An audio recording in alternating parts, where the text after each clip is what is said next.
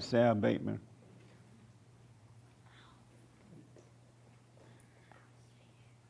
Amazing. Are we ready yet?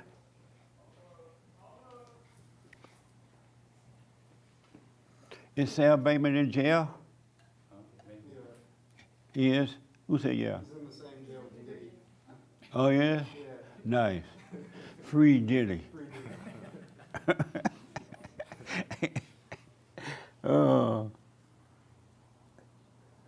Is your first time here? You nervous? Trying not to be. I'm sorry? You see, you're trying not to be? I'm shaking, but I'm not. You shaking? Why? Just trying not to be nervous. What's your name? Michael, Good to meet you, Michael. Where you from? Canada. Oh, really? You came a long way. Yeah. And say hi to Trudeau for me. Do you know Canada? Coachella right now. Oh, he is? Is he? With Katy Perry. He's there right now? Yeah.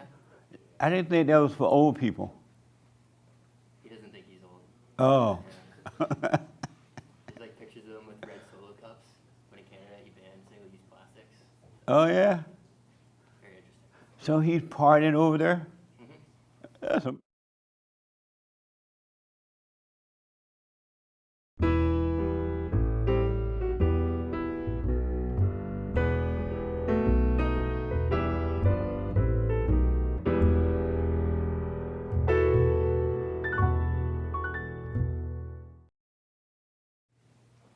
Good morning. Welcome to Fellowship. I am Jesse Lee Peterson.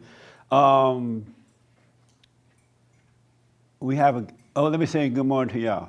Good morning. All right. We have a guest speaker for the first half hour, and his name is Jason. And so get ready.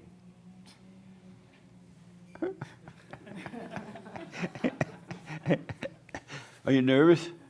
A little bit. Speaking to your mic. Is it on? A little bit. Oh, okay. All right, so I'm going to give you over to Jason, and then I'll be back. Yeah. I had to write his name down. I forgot his name. All right. So again, good morning to everyone out there. I'm Jason, as Jesse just said. So I guess I was kind of going over what I would talk about today when Jesse told me that I'd be speaking. I even thought about wearing my blazer.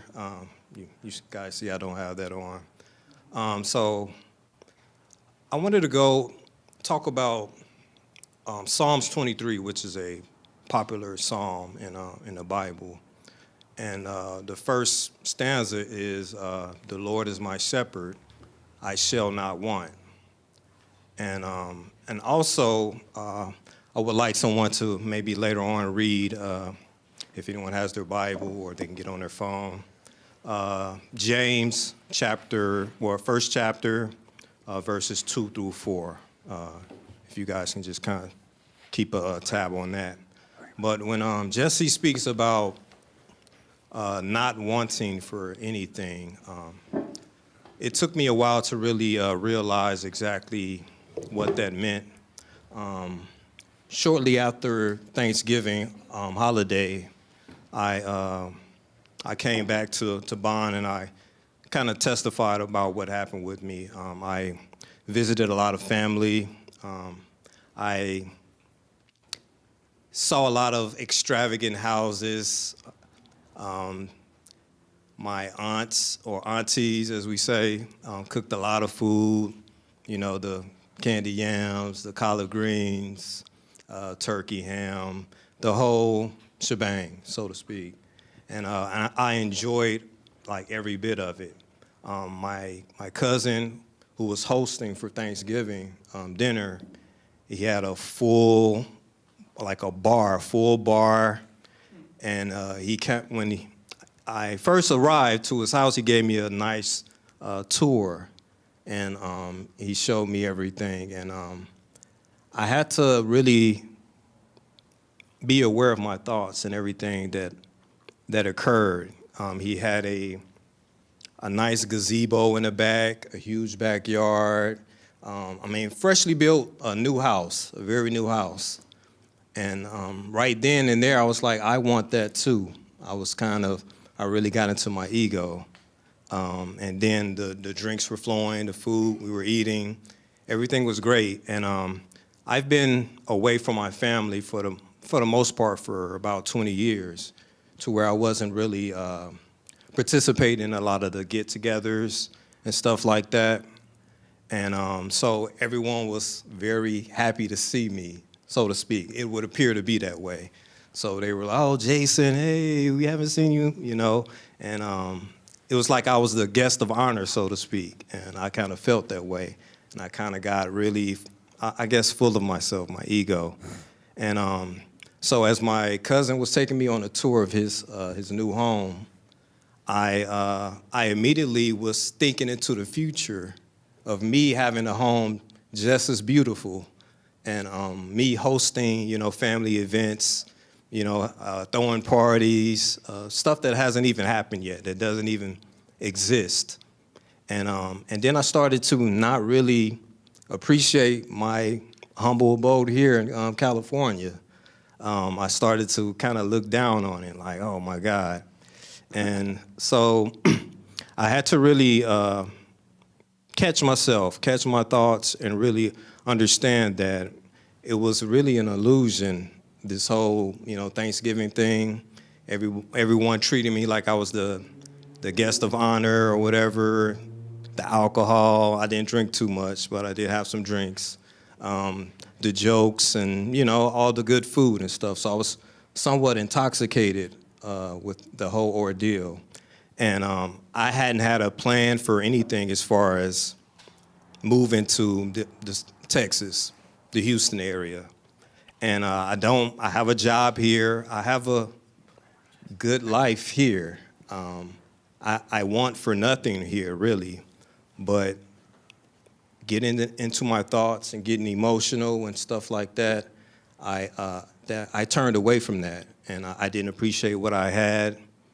And I know if I were to actually move to the Houston area, it wouldn't be that way. This illusion that I had in my head didn't exist.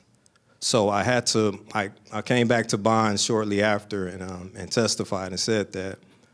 And so I was fighting with myself. So I guess my point is, wanting for nothing, God has pretty much provided everything. Everything that we need, we really already have, and we just don't realize it. I'm going to go against what I said earlier. I'm going to read this Bible. I'm going to do a little Bible thumping here. But I thought it was a good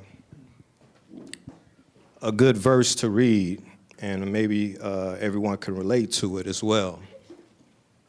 So this is James, and I'm going to read it's going to be chapter 1, verses 2 through 4.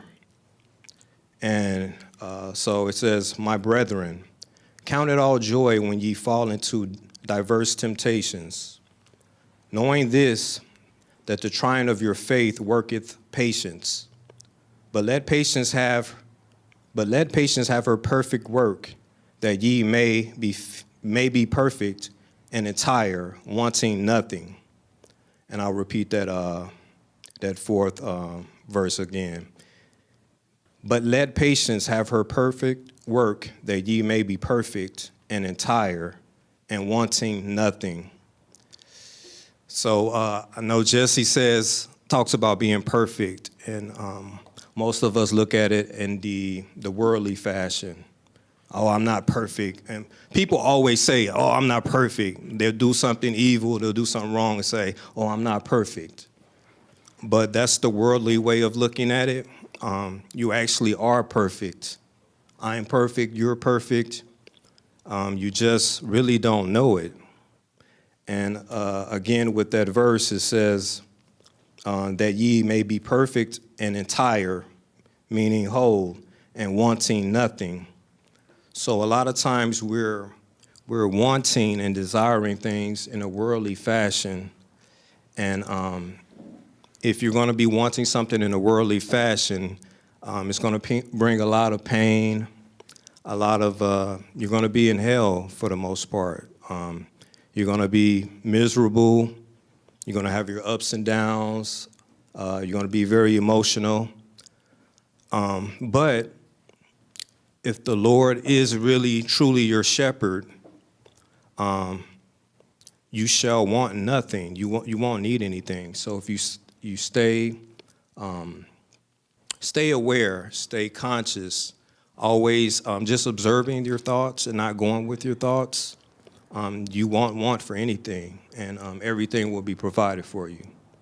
So, for instance, as well, you can, let's say you want to be a certain type of something in your career. You want a promotion or something like that. You can actually want that promotion spiritually without attaching yourself and attaching your ego to that. And God will provide a way for you to get that promotion if you don't linger within your thoughts, your emotions. Oh, I'm going to get this. I'm going to make this much money, and I'm going to, I'm going to be the boss of this person that I don't like, or something like that. So God will provide you the skills, the training, the talent, and everything to get that promotion if you don't get into your thoughts and cater to your ego or feed your ego. You will get that promotion. But if you do feed into those thoughts, you're going to say, hey, I'm going to do this by any means necessary. I want to, make this much money so I can, have this beautiful home or whatever you want to do. You may still indeed get that promotion, but you're going to be in hell trying to get that promotion. And when you do get that higher position, you will continue to be in hell because you didn't do it the right way. You did it with your ego attached to it. So that was a big thing.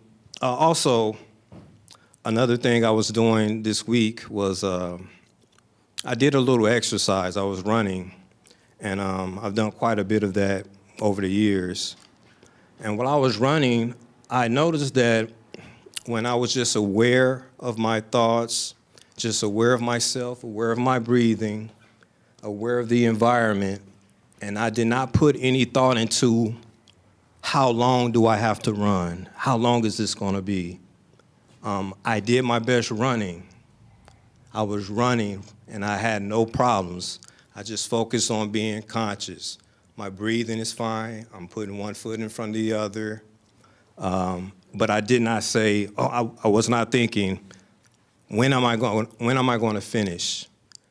And if a thought like that did enter my head, I noticed my breathing would get kind of erratic a little bit. I would kind of stress myself out, and I would get off track. And it wasn't as smooth as a run when I started thinking. So I just focused on, okay, I don't know where the finish line is. I'm just going to be aware of my breathing, being conscious. I'm aware of my environment around. Any thought that would come into my head, I would just push it to the side, let it go, and just breathe. And it was one of the best runs I had in quite a bit of time. And I just kind of look at that as our journey, our spiritual journey as well. So if you're just aware, you're not focusing on, okay, when am I going to be finished? You're not focusing on what you're going to cook later on that day, or, what your mother told you, last week or something like that. You're not focused on that. You're just being conscious, breathing. You're aware of your environment. You're aware of yourself running, and your run or your spiritual journey will be a lot smoother, a lot smoother.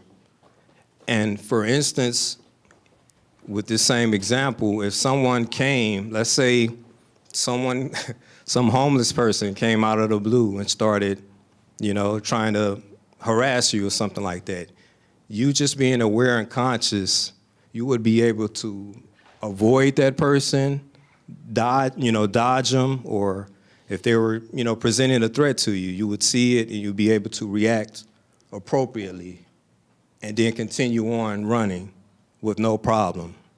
And I just kind of equate that to, problems in life or, dealing with people.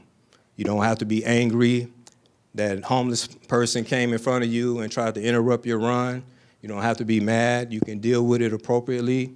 Maybe you just need to run around them. Maybe, maybe you need to defend yourself, but you'll see what to do if you stay aware and conscious, and then you can continue running just the same with no problems, not even thinking about what just happened to you. So, lastly, I'll say, this might seem like a stupid example, but I was at Walmart shopping, and I always go to the self-checkout, and not to get any free stuff or anything, but it's just faster that way. And so I scanned all my items, and I forgot which button it was. A sign, it prompted me to, I think, am I paying with credit or something like that? And it was a button on there on the screen. And I attempted to press the button, and it wouldn't take the press or whatever. So I kept pressing it, and nothing would take.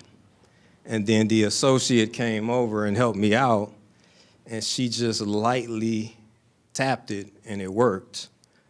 So, and what I thought about was, even with staying on this journey on the right path, sometimes we're trying too hard, we're doing too much, when it's really easy when you just relax, stay aware, and deal with stuff as it comes, instead of saying, oh, I'm going to do this, or maybe I got angry at something and thinking about that all day. Oh my God. Just dial it back and press it lightly, and then you can get the button to be pressed. I think we put a lot of pressure on ourselves by doing too much. The battle is indeed already won if you just allow it. Just stay aware, conscious, and keep going. People, when we say, again, with making mistakes, and people always say that they're not perfect. And again, but let patience have her perfect work, that ye may be perfect and entire, wanting nothing. Perfect doesn't mean you don't, stub your toe on the dresser, or, forget something. Maybe forget someone's name or drop something or anything like that. It doesn't mean that. It just means God has provided you with everything that you need to get through this if you stay conscious and stay aware. It's not about, having the perfect home, the best car, never stumbling on your words or anything. It doesn't mean any of that. That's the worldly way of looking at things. It's really, you're perfect if you just stay aware and let the Lord be your shepherd. So again, with Psalms 23, if you stay conscious, you stay aware, stay away from anger, of course, the Lord will guide you wherever you need to go. That shepherd will always be there. But if you're not conscious or not, you're going to be going to the wrong path. You're going to make a lot of mistakes. You're going to have a lot of pain. You're going to be in hell pretty much. So, does anyone have anything to add or any questions at all?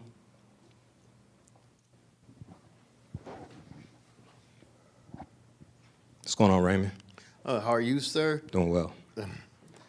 I'm familiar with your story and walking. When you visit your family in Texas, I can understand where it's coming from. Making comparisons with what they have and what you have, and it can be a little tempting. So what you're saying is just be aware. Be aware of that feeling. It will not affect you in any way whatsoever. Thank you. I agree.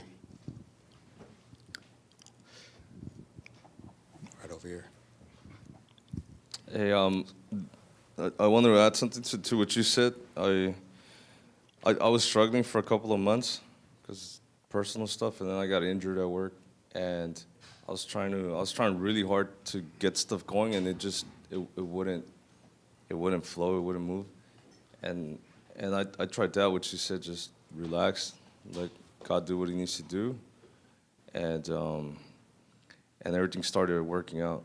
So on Tuesday, I have the physical therapy for my back. I did the MRIs on Friday, and the insurance actually called me, said they told me they're gonna cut me a check for the days that I missed work. So everything's working out now, but it wasn't easy to not do anything, because somehow I feel that I'm in control of my life and I have to do it, and if I don't do it, who's gonna do it? And then, so that was kind of hard to do, but once I stopped, everything started flowing naturally.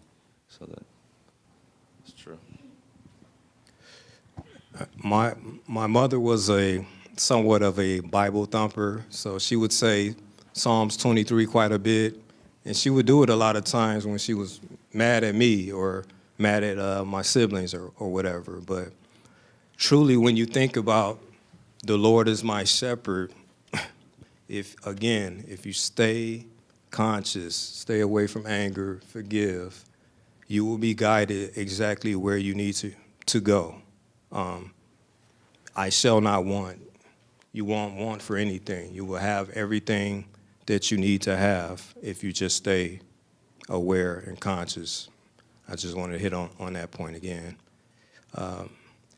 Anyone else have anything? I just wanted to add on to the wanting.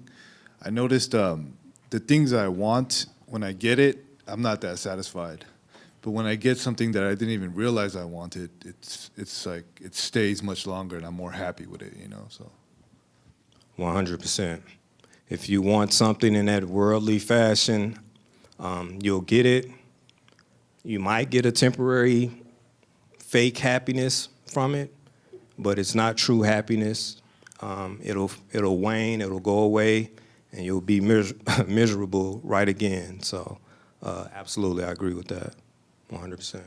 yeah, when it comes from thoughts, it's never satisfied, essentially. Absolutely. I say anytime, with the example I used when I went to Texas, I attached my ego to a house, and again, I was having parties that didn't even exist at that point, and I know if I were to go through with that, I would not be happy. I'm pretty sure I would have family members dropping by unannounced, asking for money. Something would go wrong. I'm pretty sure. I know it would, and then also that might be a obstacle in a way of me being alone and taking time and observing myself. I don't need any distractions, to be quite honest. So, hi, Danielle. Hello.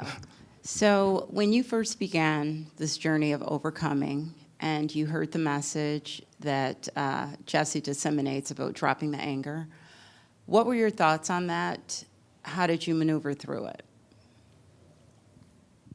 Well, my first introduction to Jesse's message, I was in my I'm black and I'm proud stage still. I still identified with, I'm black and, people are against me, everyone, so I thought he was crazy when I first heard it, quite frankly, and I've shared that with Jesse, by the way. And then, I continued to live life, of course, and I had anger the whole time, but my anger got really bad. I had an issue with, in a relationship, an ex of mine, and my youngest daughter and stuff like that. So I was very pissed, and I noticed my life I was in hell. Nothing was getting better for me. I was lashing out at people when I didn't need to, and I heard his message again, where he was speaking with another, like a Black Power type of personality that's online. And they were trying to insult him. They were cracking a lot of jokes. And I noticed that Jesse handled he handled that so smoothly. Like, it didn't bother him whatsoever. And I wanted to get there. I desired that. I saw something godly in that. Because in my own life, if you do something to me, I'm going to try to do something back to you. I'm going to lash out at you and be angry. So I took the time to listen to more and more of the message. And then COVID happened, and I said, hey, there's no traffic, at this time or whatever, during the lockdown or whatever. So I drove from San Diego up here to go to the men's forum, and I wanted to witness this for myself. And from then on, I knew that anger was not good. I had to forgive everyone that I had anger with in my life. I had to forgive everyone, including the mother of my youngest daughter. And I've been on the journey ever since. So initially, I did reject it. I did think he was crazy or whatever, but I kept living, I kept observing myself, and I knew the message was right. So I've been on the path ever since. I have one more question, if that's Yes. okay. So what would you say to the younger audience? Because I know for me, when I listen to them and how they struggle, many of whom are here now, with staying on the course, not wanting for anything because they're at the age where they're just, graduating from college, and they have this so-called ambition. And I, as someone who lived and partied and did everything underneath the sun through my 20s and 30s, I got it out of my system, so it's easy for me to say, just be present, do the silent prayer. I don't know if that really hits hard, the ears of a younger person. So what would you say to someone who is in their 20s, who is just now ready to experience life when it comes to these principles? So I deal with that. I have 3 daughters, and I deal with that. I try to be the example. So if they see me not overreacting to things, they see that I'm not angry, I'm not having these ego trips or anything like that. I think they're, first of all, they can observe that and see that. Even when the words don't quite get through to them, they can see that. And I tell them that the key is being aware of your ego, not being angry, and sitting still and knowing yourself. And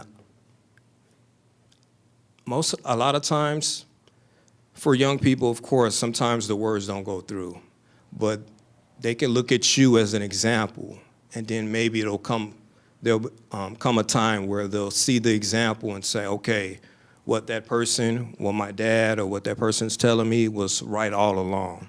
So I give them room to make mistakes and stuff like that. So I try not to be too forceful, but I try to live the example and hopefully guide them from there. But try not to be too forceful and Bible thump, or you need to blah, blah, blah, do this, do that. I show the example, and when they need help, I'll help guide them. So hope that helps. Anyone else? Yes. When opportunities arise that you've been wanting, how do you know that it's not coming from ego when you go after that opportunity? My understanding is anytime a emotion is attached to it, you get a feeling. And a lot of times when we say emotion, we always think of the negative ones or whatever, to where it's like, you know, anger or something like that, what we perceive as negative. If we're getting too overly joy, we're getting joy from it, or it's giving us a fake feeling of happiness, then I think that's where it's wanting something from the ego perspective. You should be able to say, okay, I have the skills, I qualify, I have the experience. I like to get the promotion. I like to go for that position or whatever. And then do your best to get the position. But it shouldn't be attached to any type of emotion or ego. It shouldn't be building you up to make you feel like you're a better person or a good person or a accomplished person or successful person, all the words that you can use. It shouldn't be attached to that. It should be something that you see that the position is open, you fit all the qualifications, I'm gonna go for it, and do your best at doing it.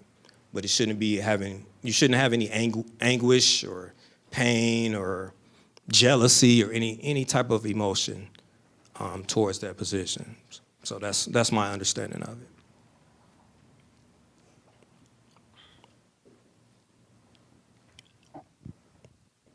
How much time we got? One question. Yes, sir. You say you have a daughter. Do you have sons? I know where you're going, Jesse. No sons. No sons. No. Oh, baby. I guess I have one more story. It taught me something. I kind of made a verbal agreement to assist someone. It's a business deal, but it was just a verbal agreement, no contractual type of stuff. And I agreed to help someone do something in a creative space. And we agreed to meet a certain time to try to achieve this goal or whatever. And this person would never fail to be late, like never show up on time. We would have set up Zoom calls, and they would never, show up on time. And then they would finally show up, and, they would joke, hey, I was waiting on you. It's not me that was late, or it was always an excuse, always an excuse. It was always something. And this person is a book smart person, a very book smart. If you were to talk to that person, they're somewhat accomplished, book smart. And you wouldn't be able to look at this person and determine this stuff. And so I recently told this person that I'm not going to be helping them out anymore. It was just too much for me. It was a lot of the time that we spent on the Zoom calls. Most of it was spent joking around, hurling insults, not in the angry manner. I mean, there's anger there, but it was more of a joking manner, ha, ha, ha, ha, ha, but it really wasn't joking. And so that person, I told them I'm not going to be helping them anymore. And they said, are you sure you want to back out of this? Man, it's going to be, I'm trying to get rich. I want to get a lot of money from this. A lot of money from this, man. And you're going to miss out, man. I don't want you to come back later and say, I owe you something. And that showed me a lot right there about wanting or whatever. The whole spirit in this endeavor is false, and is very false. So I wish them well. I was never angry at them for being late or joking around too much. But the spirit of this endeavor was all wrong. And I don't think it's going to, I don't wish this upon him, but I know it's not going to work out. And I had to back out of this. And that was another example of wanting. Instead of realizing that you have a talent and utilizing that talent and seeing where the cards may fall and seeing what happens, doing your best and seeing what happens. And maybe you would get rich off of this, but I saw the spirit of it was wrong, and I had to back out of it. So.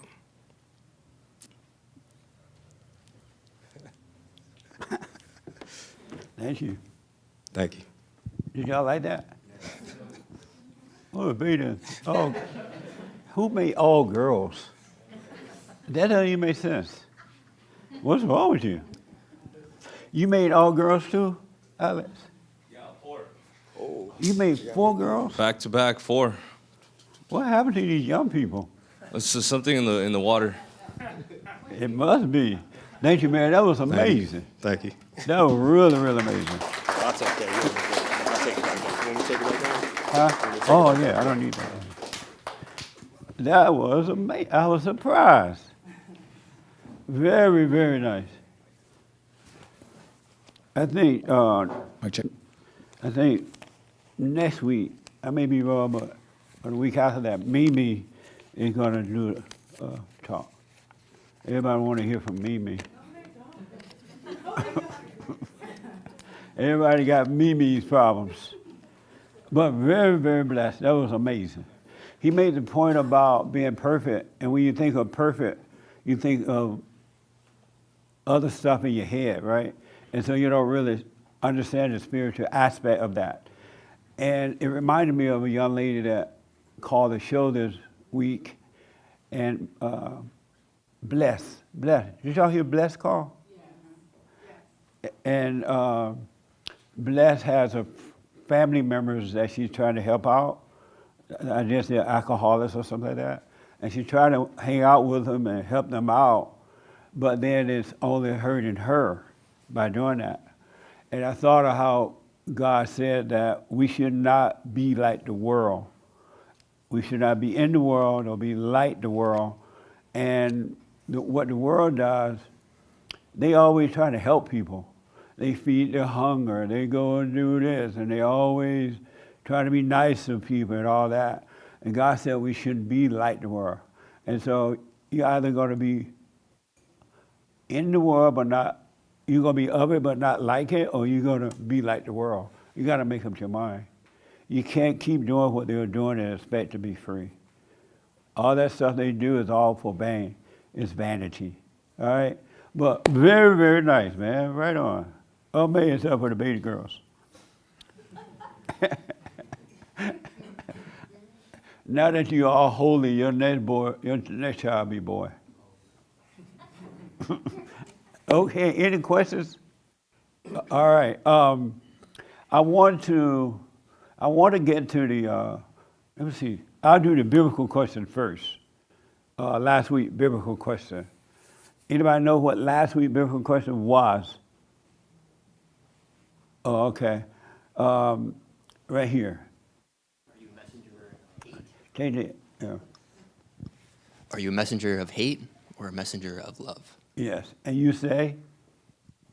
Neither. I'm sorry? Neither. Neither. You're neither messenger of hate or, love or hate. And why you say that? I don't have a message to deliver. You don't? This is your first time here, right? What's your name? Your first name? Michael. Michael? Michael. Any question about anything? You came a long way from Canada. Did you know the anchor baby from Canada? Yeah, we were just talking to him. He's from where I'm around. I'm Oh, a yeah? bit north, but Did you forgive your mother? yeah, I did. And how did that go? Interesting. In what way? It was, yeah, she remembers. I came home from university, it was 3 years ago now, and she was in bed. It's like midnight. And I was like, oh, it's Easter, like I have to do this right now, or I'm never Speak gonna right make into it. the mic. Yeah, sorry. I'm never gonna make it, I have to do this for Easter. And I like woke her up and I'm like, I forgive you, whatever. She didn't know what I was saying, obviously. And a week later, I like tried to explain it to her. She didn't grasp it, still doesn't. She even said to me this morning, like, oh, I'm not gonna talk to Jesse at all. Like, he's gonna wanna talk to you. Like, She said she's not going to talk to me? yeah. I'm glad you told on her, man. Yeah. Right on. And But soon enough, like, she spoke to you, and I'm before sorry? the service even started, she spoke to you. Like, she passed by you. out there. Yeah. Yeah. I noticed. I was like, oh. I guess she was lying. I wonder why she was looking at me like that. I think she got a crush. And did you forgive your father? Yes. And how did that go? It didn't really. He died when I was 12. Oh, I see. I just kind of went to his grave and I was like, oh yeah, like Right I'm on. no better than he is. Right on. Like, Nice. And you're doing the silent prayer and everything? Yeah. Right on. Amazing. Well, good, man. Let me talk to your mother. no.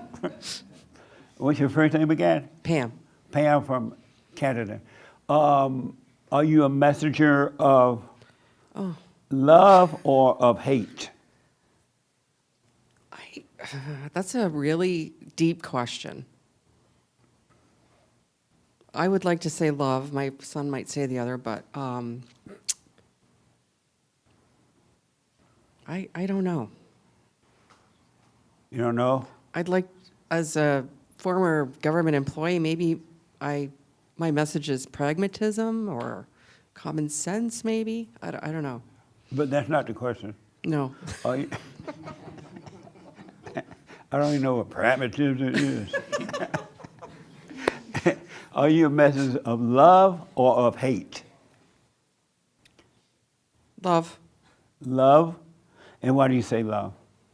I don't really believe in the concept of hate. I think it's just too. I don't really hate anybody or anything. I'm sorry? I don't really hate anybody or anything. So you don't believe in the concept of hate? No, I don't. You don't think it exists?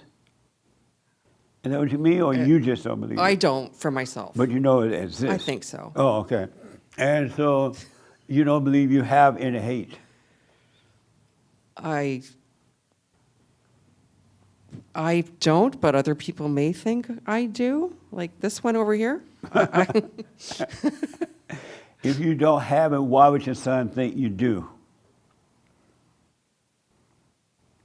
Because he sees me different maybe than the way I see myself. How does he see you? That's a good question. No, from you. How does he see you? I'd have to think on it. And how do you see you? I'd have to go back and think about it. Oh, okay. How do you see you?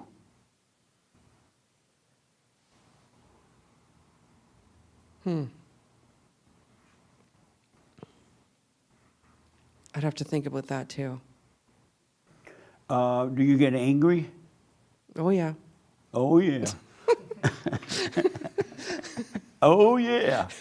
And so is that love or is that hate? I don't know. You don't know?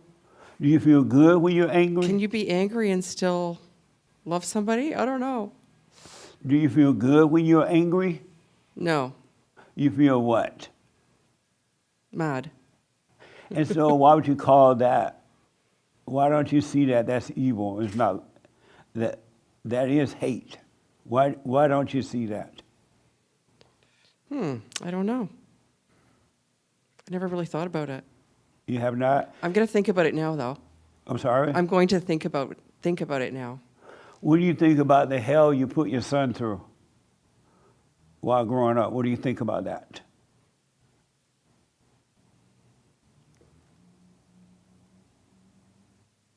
I reflect on certain things that I didn't do, and I feel remorse for that.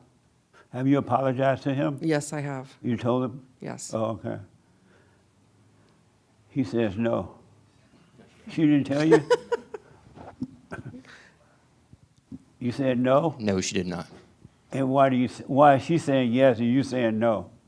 She's trying to tell you the answer you want to hear. I'm sorry? She thinks there's an answer that you want to hear.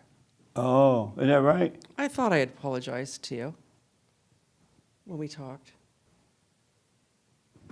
You said you're sorry that I thought that. Oh, okay. Oh. I'm still It sounds like a mother, huh? yeah.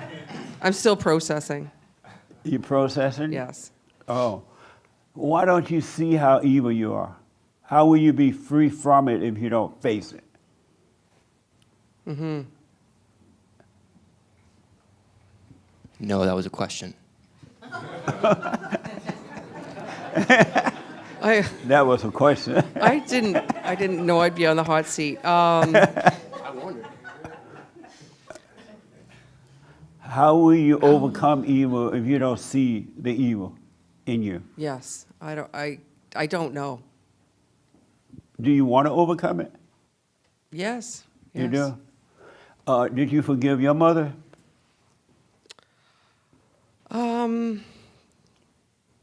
I don't think so. And why not? She's still here.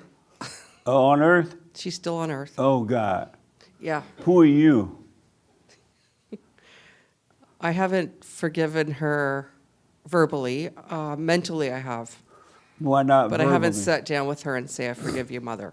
And why not? I don't know. You know you just like her, right? No, I don't want to put words in her mouth. Have you noticed you're just like your mother? I have traits. I have similar traits, yes. Do you want to be like her? No. And how will you overcome it if you don't forgive her? So that God can forgive you and take that away from you. I guess I should. Why have you gone to her?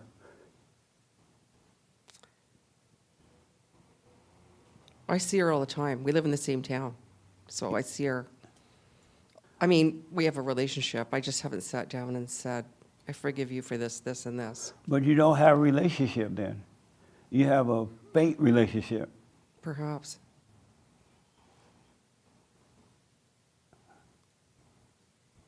What do you think about that? I'm gonna think about it. That makes sense a little bit. Do you want to be free? Yes. You do want to be free? Well, you got to forgive. You got to forgive your mother and forgive your father for not protecting you from your mother. Is he still living? No, he's not. So how do you see your mother every day and knowing that you resent her and you won't take advantage? How do you do that? Just smile and nod. What a mess. I smile and nod. That's a hard way to live, right? Yeah. What's your impression of your son? My impression? I think he's a wonderful young man. What's wonderful about him? He's very intelligent and kind and what else? How old are you now? I'm 21. 21? What are you going to do when he leaves and you don't see him anymore? Text. Text? He probably won't answer my calls, but Right, I I'll was going to text say, him. what are you going to do when he won't respond to Yeah. your texts or your calls? Yeah. I told her I wasn't going to, too. See? I'll be fine. You'll be fine? I'll be fine. But what are you going to do? In terms of, Being without him. You won't have anyone to pounce on. Or you can pounce on your mother. yeah, Y'all can continue to fight. yeah. So, any question about anything? No, I'm just gonna listen and take it all in and think about what you've said. Okay. Yeah, at least think about it. Do you believe in God? The people in Canada don't believe in God, right? I don't think. Is that true? I think I heard- Somewhat. They do or they don't? It's somewhat true. So normally people in Canada don't believe in God, right? I think we do. I think we do. They believe in dinosaurs.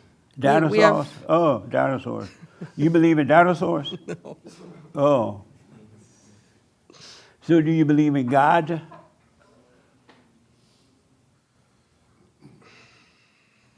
I'm not sure. I think so. I think I do. But you're not sure? I'm not sure. Oh, okay. Amazing. I'm gonna think on it. Right on. Are you glad you talked to me now? This guy sure does. Yes. Yes. You said you were not going to talk to me. No. And why not? I wasn't gonna be on the hot seat. Do you feel you're in the hot seat now? Yes. You do? What's that? You say you feel that you're in the hot seat right now? Yes. You want to come up here? No, no, no. No, no, no. Thank you. And why not? I'm happy just listening and watching. But you'll be happier here. Oh, I don't think so. And that way the whole world can see you. I don't think so. No? No. What would happen if you came up here? If you were to come here, what would happen? I don't know. Let's try. No, No? no, Okay. I'm fine. Thank you. You're welcome. Well, welcome. Amazing. You want to respond to the biblical question? Oh, sure. I'm a messenger of love. And why do you say that? I say it because I made the decision to drop the anger. And it isn't my love, of course. It's the love of God who flows through me. And it also isn't through action or words or anything like that. It's just being that. Oh, okay. Amazing. Anyone else want to respond to the biblical question? Right here. Hi, Jesse. Hey, morning. So this biblical question this week really killed me. So the whole week I was home by myself, and I thought, I'm a messenger of love because I stay out of people's business and I'm not judging anymore. And then on the weekend I came down to spend with my family and friends. And after having a little bit of champagne, You ready to move? I was a messenger of hate. I started judging, like in a joking way, but I was judging. And then on my way home, I started judging myself, saying, "Oh, look at you! You're trying to get to the 50th, 30th." Second floor, but you're back to the basement, and What a mess. I was up all night saying, how can you do that? You were good the whole day, and then at the end, I had to make a joke about a situation that it wasn't funny, and so I am a messenger of hate. Okay. Amazing. Alessia want to respond. Are you a messenger of love or of hate? If I had to pick one, I think it would be a messenger of hate. Of hate? And I say that because I'll see something that's true and I can see it clearly, but I won't say anything about it. I'll keep it to myself, thinking that who am I to say this to this person, even though it's something true. Right. And something true can come from it. Yeah. I keep it to myself. That's amazing. And it got me thinking about the devil, right? It got me thinking about how the devil can kind of come out in different ways. And it got me thinking about how when people speak and they project their voice, and how some people are soft-spoken at times or can't get the words across clearly or loudly. I think that's the devil too. And that's the devil preventing the truth from coming out in a different way, but in kind of a similar way too. And so with that and me thinking about those things, I think I'd have to say that I'm a messenger of hate. Okay. That's amazing. Yeah. Right on. Yes, sir.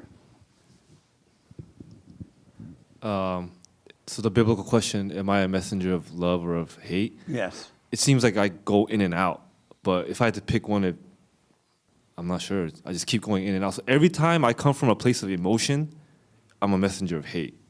Even when I'm being nice to somebody or saying saying words of encouragement to somebody, I notice I'm still a messenger of hate if it's coming from a place of an emotion.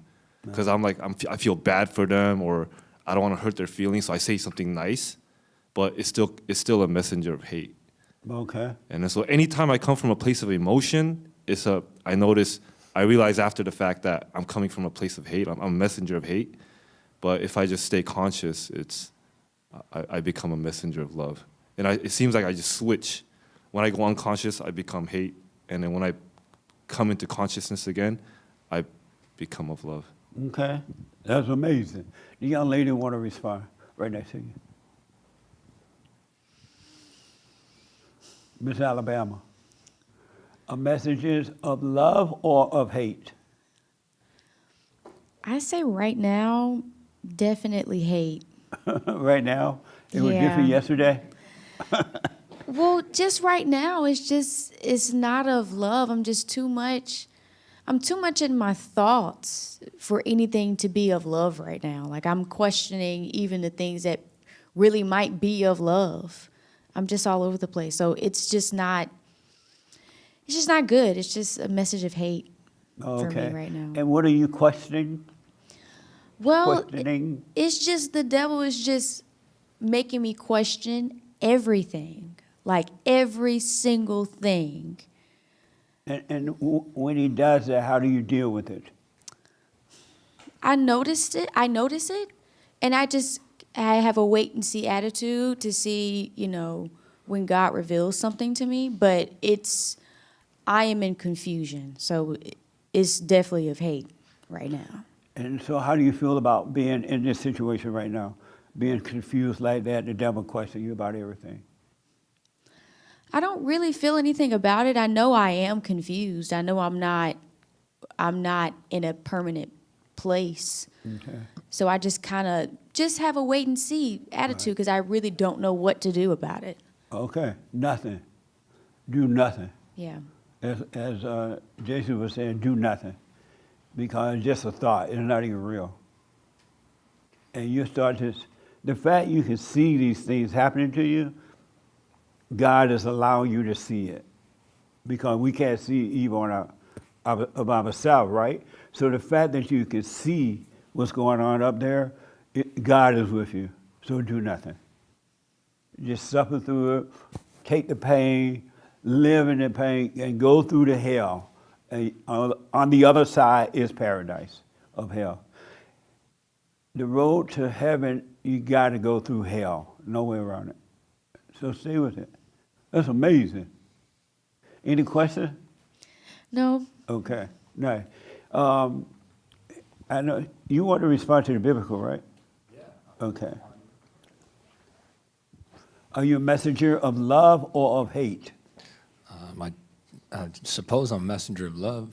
I used to be a messenger of hate, but after listening to you and taking your words and like going through them in my head, it kind of changed. I'm a messenger of love. I try and teach him to be a messenger of love as well. He's probably only has one person to look up to, which is myself, so Yeah. I'd like to be a messenger of love. Did you forgive your mother? Yes. And how did that go? It went good. I think my father is more the person I had to forgive than my mother. You forgave your father? If I tried to tell him, he would get angry. So we live with him. He knows how angry he is. He's always angry. Oh, yeah. So that was another thing is I'm not sure how to handle something like that when you're dealing with the person that you show love to and they show you anger or hate back. I'm not sure how to deal with something like that. You show love to him, your father, but he give hate back to you, Yes, he doesn't know how to show love. right? Do you need him to show you love? No. Do you want him to? Yeah, it would be nice. And why? I suppose because it would make me feel good. But I mean, I don't really need to feel that good with him. And I'm the only son that he has that's there for him. So I feel good enough just being there for him and being understanding that he's who he is. And I can't change that. But why do you need him to love you back? It feels good to be loved. But if you love God, you should already be feeling good. Yeah. So you don't need his love if you are one with God. Well, I guess it's the intimidation factor. But you intimidated by him? Not so much intimidated by him, but when you don't feel the love back, it's kind of, I guess, heartbreaking in a sense. And it's that's I would say intimidation, where the intimidation comes in of why is he not like that with me if he can see that I'm like that with my own son. So I see what he's doing wrong, and I change it for my son. That way, Right. I don't do wrong for him. But yeah, it's kind of it gets hard sometimes when you try and do something for somebody in a love manner, and they Why don't don't you accept move it. away from him? Why are you with him? Why are you living, if you can say, why are you living with him? How old are you? I'm 40. You're 40? Why are you living with him? I just had a home, and it's a very long story, but the real estate agent that we got involved with wasn't a very good person, and Oh, okay. set us in a home. We had to short sell the home, and So you just have to be there for a while? yeah. Okay. Why, do you have to deal with him? On an everyday basis, yes, Why? because he's in the same household as I am. But why don't you stay in your room and leave him in his room? I do. I do for the most part, but I mostly just try and do good things without even thinking of anything that he thinks about anything. If he even has a bad thought, I still, like, for instance, washing his car, I'll go wash his car, and it doesn't matter to me what he thinks. If he thinks bad or good about it, doesn't bother me. It makes me feel good to wash the vehicle. Oh, okay. So Hold on to the mic. I want to ask you a question. Is it hard living with your mother knowing she doesn't love you? No, So do you feel the way he feels about his father? It's hard living with him?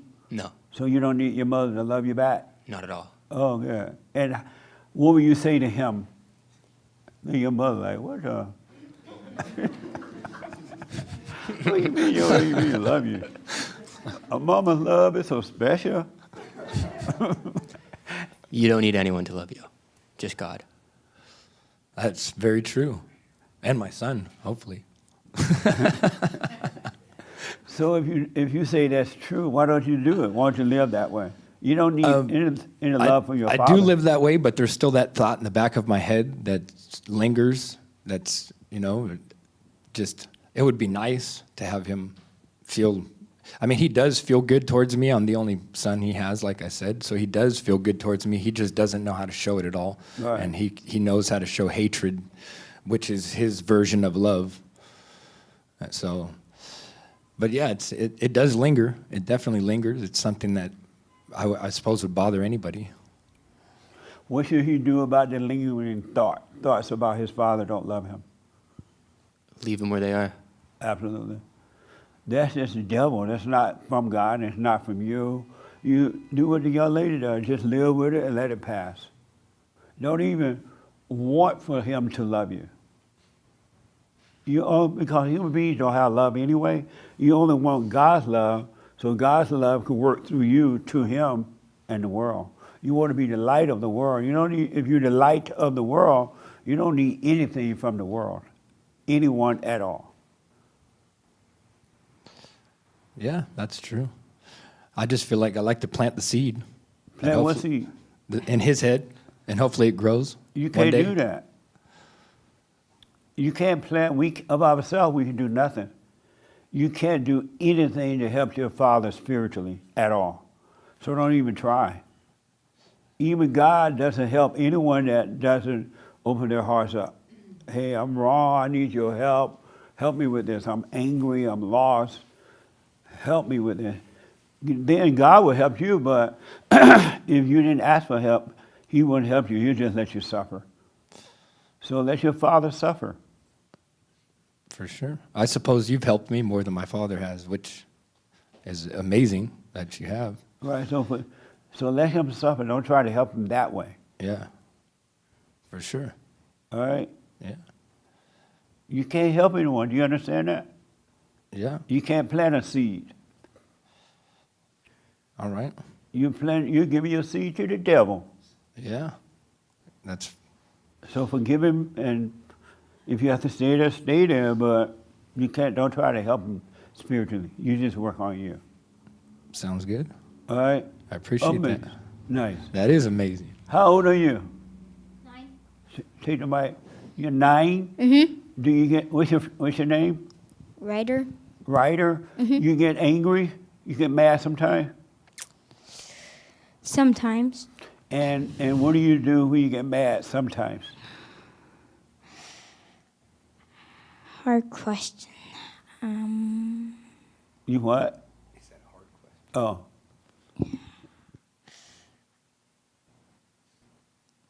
Does your dad make you mad sometimes? Yeah. And what do you do when he makes you mad sometimes?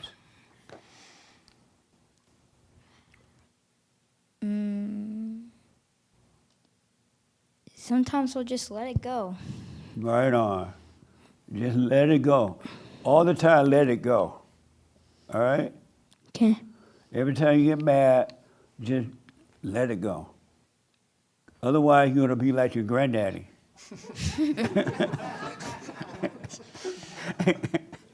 That makes sense? Mm-hmm. Nice. Okay. Well, I'm glad you're here. All right? Okay. All right. Raymond, you wanted to respond. Did I see your hand? Yeah. Okay. Are you a messenger of love or of hate? I am a messenger of hate And why do you say that? because as I pray, when I pray, I discover how much of a coward I am, and what good my message is. It comes from cowardice. What a mess. It's been only 35 years. Right on, Raymond. The young lady want to respond in the pink.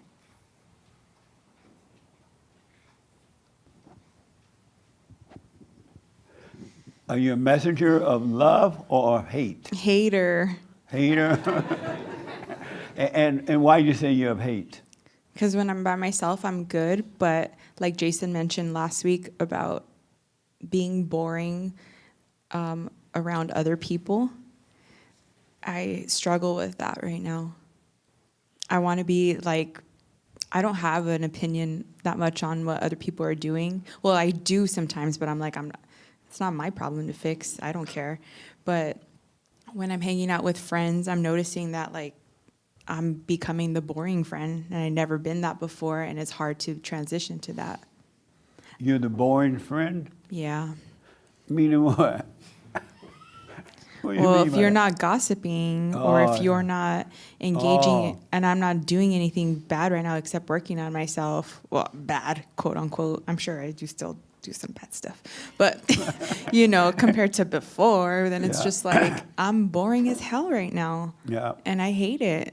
You hate being boring? Kind of. Why? It's because peace is boring to me, but it's just because I'm not used to it, And it's like, who am I if I don't have an opinion? I don't care about anything. So I'm just like, what am I even? Who wants to hang out with me if I'm fucking boring? So I'm kind of going through a hard time with that. Oh, yeah? Yeah. Do you like being by yourself?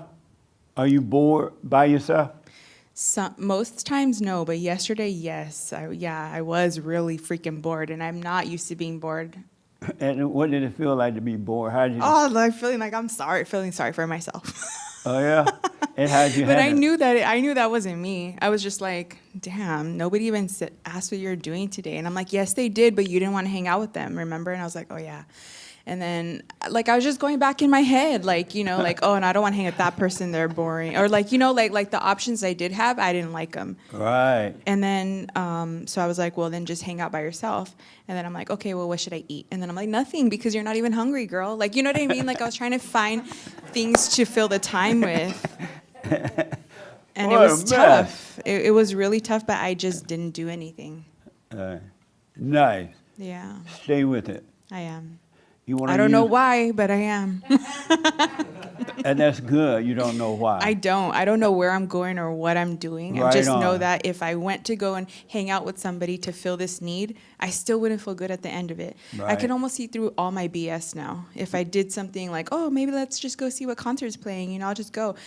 I still wouldn't be happy. If I went to buy something, I still wouldn't be happy. If I ate something, it doesn't matter. So it's just like tough because I don't know what to do, Right on. That's amazing. I guess.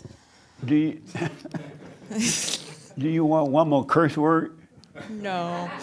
No, I'm sorry. I was just being honest here. Right on. Stay with, finally. Stay with it. Miss, I'm going to be successful. Oh my God. I just want to be successful. Right on. Stay with it. You're on the right path now. Okay. Yeah, stay with it. Yes, Daniel. The biblical question. Are you a messenger? Are you a messenger of love or of hate? Yeah, hate. Hate? And why do you say hate? Not perfect yet. You're not? No. And why not? I still slip sometimes. Oh, okay. Yeah. What do you think about his talk about being perfect? I mean, the Bible mentions it a bunch of times, to be perfect like your Father who is in heaven. Yeah. So. And why you're not perfect? I just slip sometimes. I'm almost there, though. I feel like I'm real close. Real close to what? To not slipping ever again. Oh. Yeah. Amazing. Okay. Nice. I thought I saw another hand, maybe not. About that. Okay. The biblical question is a good one, and I'll tell you in a minute. All right. I want to ask this question. We dealt with this. You missed an amazing meeting Thursday night. Oh, God. Oh, God. I'm sure all of the ladies went to the 50th floor. Hopefully they didn't fall back down to the basement, but at least they went there. I'm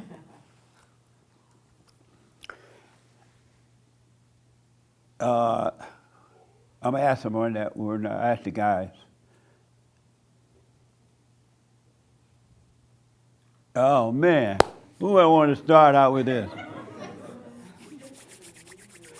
It's so good, and I've been thinking about it ever since Thursday night, maybe even before that. But let me ask, I'll go here.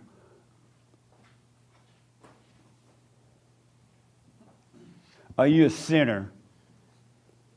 Yes. And why do you say yes? Because I fall into thoughts a lot.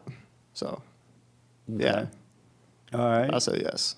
The young man behind you. Are you a sinner? When I commit the sin, yeah. You are? Yeah.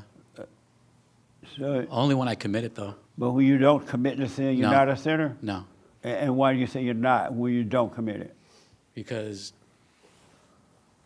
it only exists, I suppose, when it's being engaged. When evil is engaged, that's when evil exists. Okay. So, Okay. Hassan went over his fire. Are you a sinner? No, And why do you say no? because there's no me.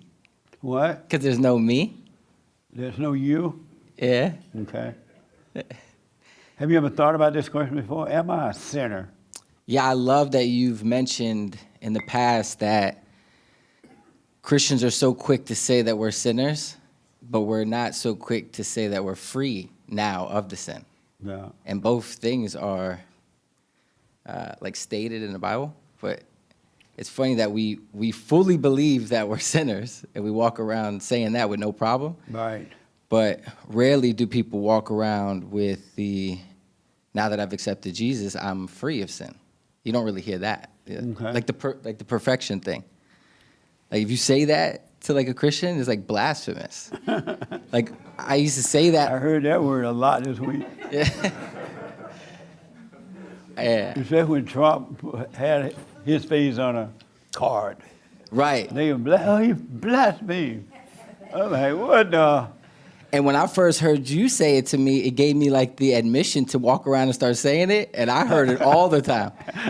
I was like, yeah, I'm perfect. But that makes me think about the biblical question real quick, is like... Oh, yeah, you're a messenger of love or of hate?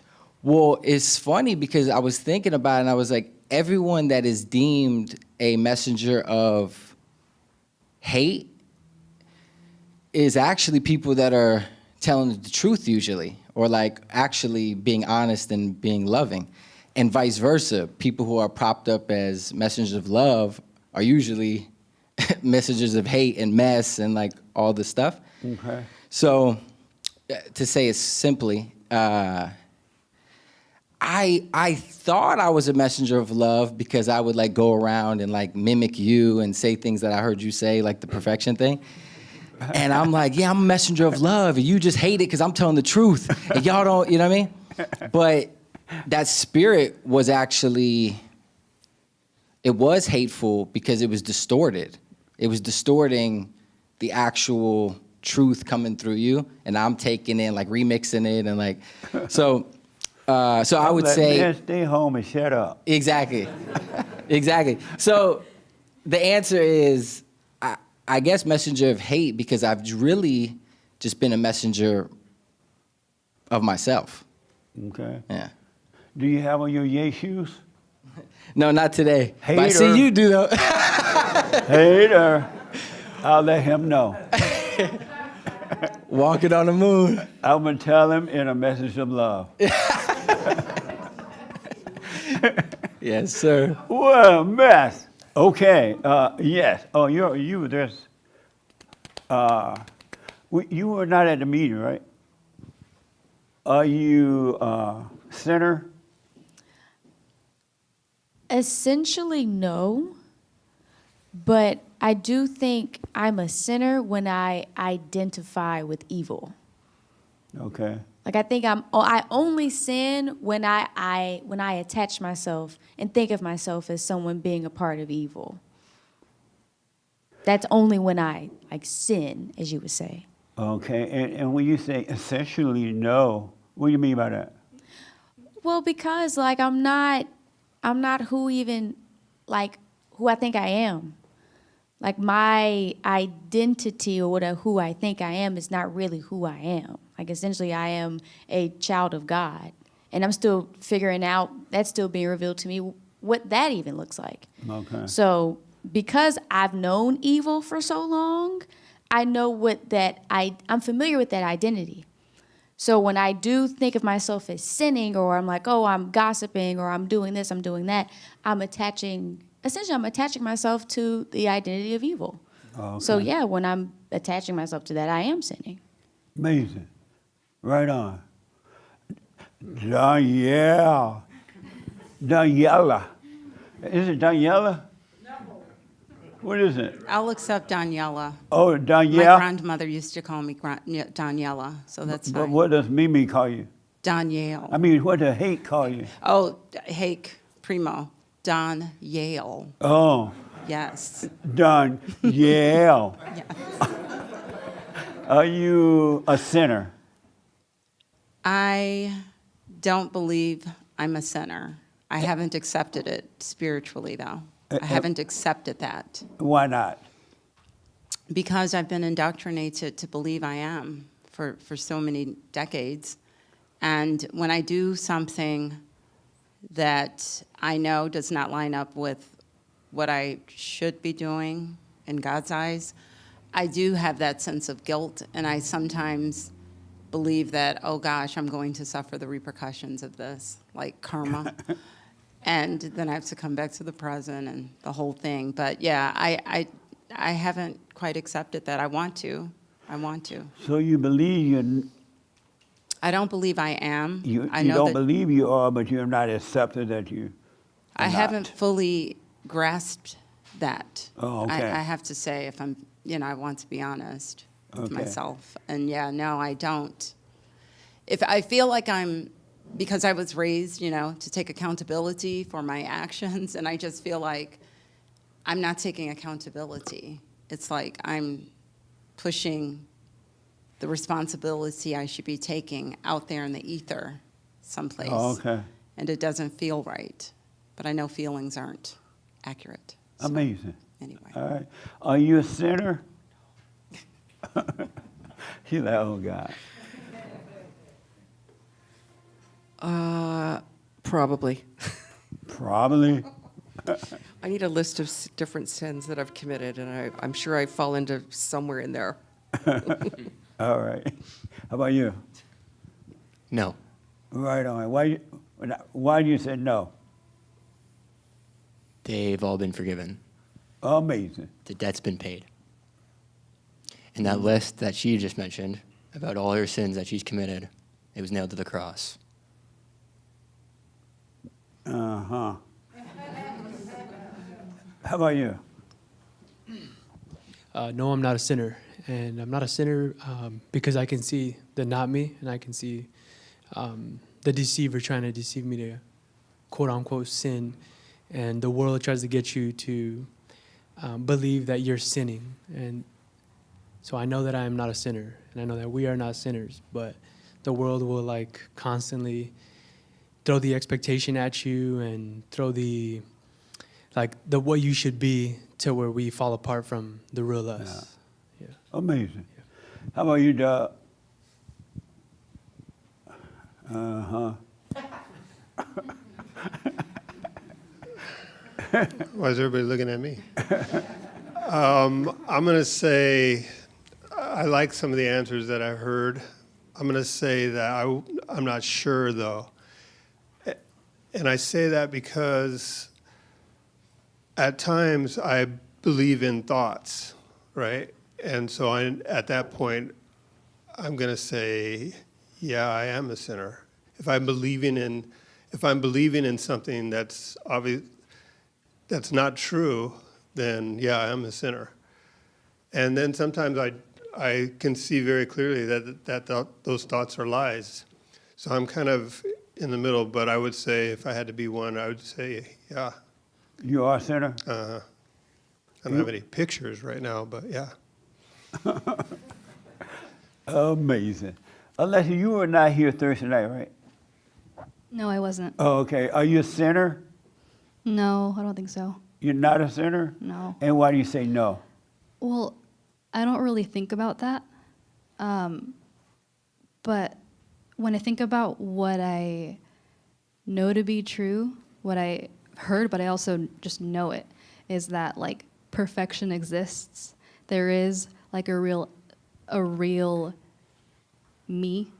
I might not know exactly what that is, but one thing I know for sure that is it's far removed from whatever sin actually is. And so I don't really accept the concept of sin because one, I don't even really know what that is. But what I suspect is that it's not real and that it doesn't Okay. really have anything to do with me. Amazing. Yeah. Okay. How about you, Anchor Baby? I'm not a sinner. And why you say you're not? The reason I say that is because I think I have to say that. Because, no, but hear me out. I know you. Hear me out. You think you have to say you're not? I'm talking about myself, not you guys.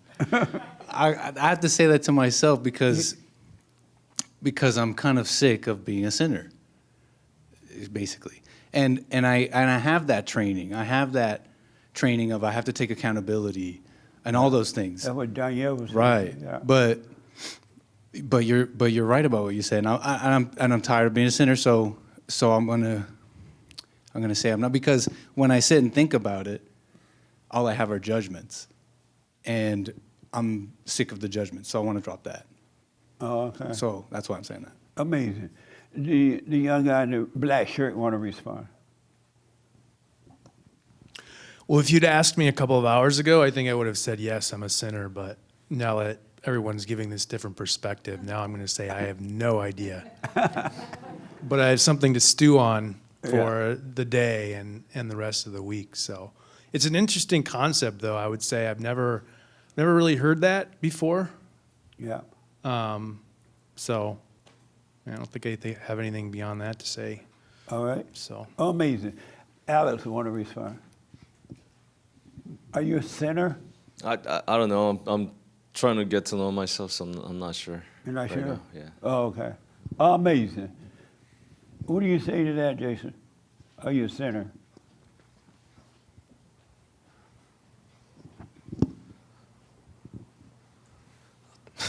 I thought I'd done enough talking already. I'll say no, I'm not a sinner. And why do you say no? I'm conscious. I let go of my anger. I'm conscious. I'm aware of thoughts. I let them pass. So I'm not sinning at all. Okay. Amazing. How about, let's ask the sinner. How about you? Mimi? I know that I'm not a sinner.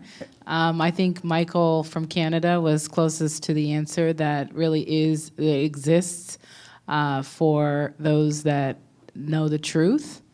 I think that all of our sins have been forgiven. They were nailed on the cross. That is why Jesus came here to do what he did, and that's the reason why he's still alive and lives inside of us. He's already paid the debt. And so are you going to stop complaining? Jesse, you say the wildest things because I am going to stop complaining. You forget your mother? I have. I don't know. Maybe I'm just a strange bird, but I think my forgiveness for my mother is coming in waves, if you will. I don't think that it's been just one real quick moment that it's like, doom, she's forgiven. I think that the more that I see how much I'm like her, and maybe that's a stronghold that the devil has over me, but the more that I see that I'm like her, like even today, I have decided to stop living in my wretchedness and clean my brand new apartment. And the things that I do, I'm starting to see is just like my mother. And I thought that they were because I was raised with her and then I was taught to do it that way. But it's not true. It's actually just because that spirit lives inside of me. Because she's not teaching me anything anymore. I'm a grown adult. But that spirit still is there. And so that's what's happening. It's not because I was taught that way. It's because that spirit lives inside of me. So I'm the more that I'm able to see how much I'm like her. And when you first said it, I was like, you just don't know what you're talking about. I'm nothing like my mother. And then you would double down and be like, no, you're just like her. And I was like, why do you put the just in there? Like I'm not just like her. But in truth, I am. Because it's not her, it's the spirit that was inside of her. So yeah, I think I'm able to forgive my mom the more that I look at myself. Yeah. Just keep your eyes on yourself, but don't call yourself you. Sure. But you got to forgive your mother so you don't be a sinner. True. Amazing. Amazing. What does God say about you being a sinner? What does he say about me being a sinner? Are you a sinner? Yeah. You are a sinner? Why do you say yes? I still have anger sometimes. What? Anger. And what does God say about you being a sinner? Off the top of my head, I don't know. You don't know? Yeah. Oh. I'll come back to you, Raymond. Are you a sinner?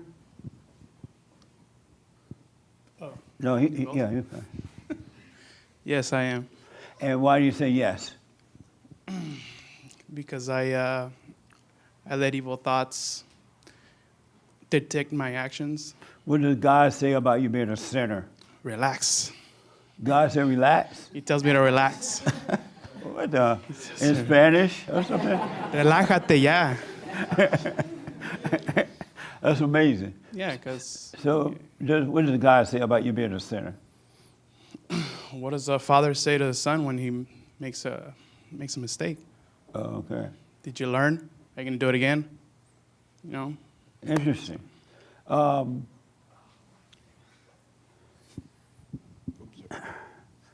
Francisco, you a sinner? No. And why you say no? I just got Bible stuff in my head. Oh. Pass. Okay. What a Bible thumper. You need to call in on Thursdays. Hake. Are you a sinner, Hake? I suppose not. But I don't think of myself as not a sinner. You don't? Why not?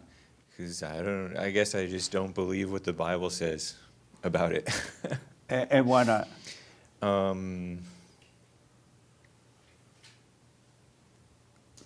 Similar to what Nick said, I sort of revert to that and what Danielle said, training of judgment. Amazing. Of self and others. Before I have you read what the Bible said about it, it's so sad that we spend our whole life thinking that we're sinners. And some people said the reason you think that because you've been told that.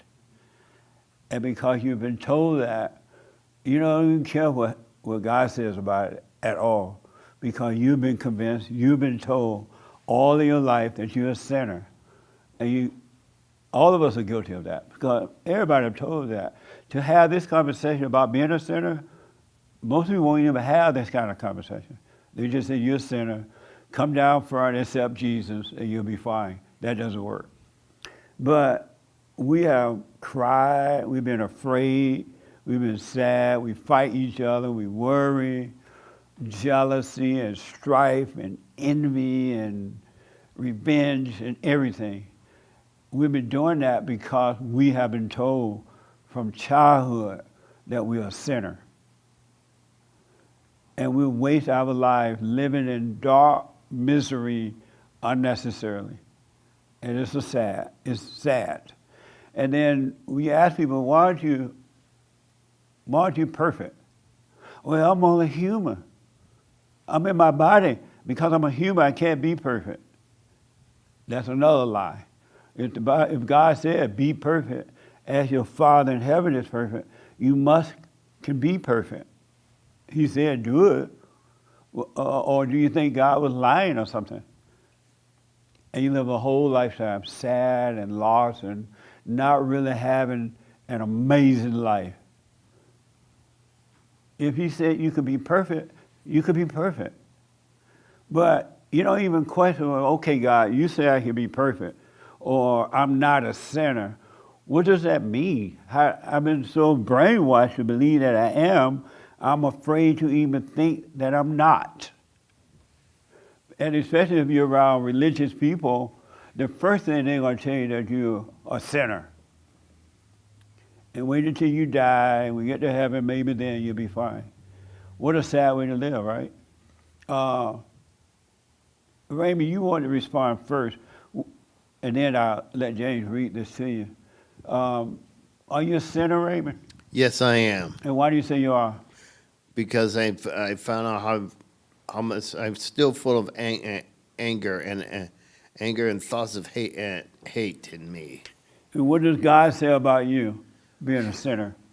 What did God say about All that? who sin are slaves.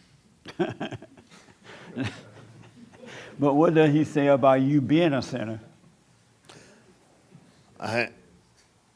My best guess is that he doesn't want me to be a slave. So why don't you stop being one then? As I looked through my life, I found out I don't know if I deserve to be free. Oh, so when Christ came for you, for everybody, he came for everyone but you. If he came for me, okay, he can come for me, but I don't know if I deserve to be free from sin. So he came for everybody but you. I wouldn't know that. Oh, he said he came for all, including Raymond. That is something I find that hard to process. I know I want to be saved, but I question if I deserve to be saved. What do you mean by deserve it? Why question if you deserve it if he said, okay, it's fine? When I look back to my life, I could have done better. Okay. Amazing. What does God have to say about us being a sinner? Get the mic to him. Oh, you had the mic. Okay, I have it right here. A few verses. Matthew 9:2. Jesus said to the paralyzed man, "Son, be of good cheer. Your sins are forgiven you." Luke 7:48. Jesus said to the sinful woman who was crying and washing his feet with her tears, "Thy sins are forgiven. Your sins are forgiven." And Matthew 26:28, Jesus said, "For this is my blood of the New Testament, which is shed for many for the forgiveness of sins." God said that you're not a sinner. All of your sins have been forgiven. Christ came and he shed the blood so that you can be, will be, and is forgiven. Why do you call yourself a sinner? That's not how he sees you. And there's only one thing we need to do is admit that we are evil because we judge, we have anger, resentment, we judge, but that's the nature of the devil. It's not even yours. It's not you at all, so you forgive, so you can come out of that darkness into the light. But you're not a sinner. You play God by not forgiving, and you judge yourself and other people, you hold opinions, but that's the only thing. Once we forgive, he doesn't ask anything else of us. Only that and the reason he's telling you forgive, so you can come back to him and be of love and be the light of the world. He wants you in the light. He said, forgive others and I'll forgive you and everything is fine. When you're in the light, as Jason was talking about earlier, all is well. You have no problems, no issue or anything. Your sins have been forgiven. It's you allowing the devil to judge. The devil's not even judging you because there's no you to judge. You and God are one. As it is in heaven, it is on earth. Through God, through you. And that's why all your needs are met. You have everything you want as children of God. But you think of yourself as a sinner. And all your life you try to get saved, but all you have to do is admit you're wrong for judging, playing God. And everything else is fine. And he would take away that old nature from all that stuff we pick up, thinking that is us. We lost our identity, right? So we have the nature of Satan in the mind and emotions and stuff like that. But when you come to the light, he cleans the heart up and gives you perfect love. And to be perfect is to have perfect love. When you have perfect love, then you are perfect. Because God is love, and so are you when you stop hating, drop the anger. God is love, and so you are as well when you drop the anger. And in love, love conquers all. It conquers everything. It defeats the devil. It defeats the devil in your mind and emotion and inside of other people too. They can't touch you. But you're saying what other people are saying about you. You're not saying, it's interesting, you're not saying what God says about you. He said your sins are forgiven. But other people say, oh, you're a sinner. You're like, oh, okay, I'm a sinner. But what did God say about it?